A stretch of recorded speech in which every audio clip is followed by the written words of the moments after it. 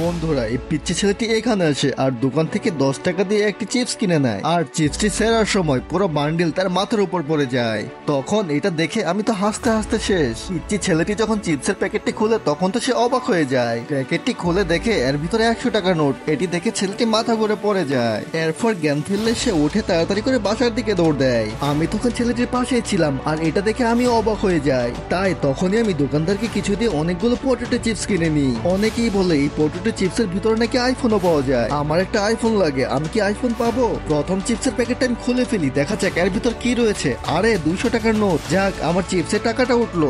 এরপর আমরা দ্বিতীয় প্যাকেটটাও খুলে দেখি, দেখা যাক এর ভিতরে কি রয়েছে। আরে শিট, মাত্র 2টা চকলেট দিয়েছে। সমস্যা নেই, আমাদের কাছে আরো একটা চিপস রয়েছে। আরে এটা তো অনেক ভারী লাগছে, আমার মনে হয় এর ভিতরে আইফোন রয়েছে।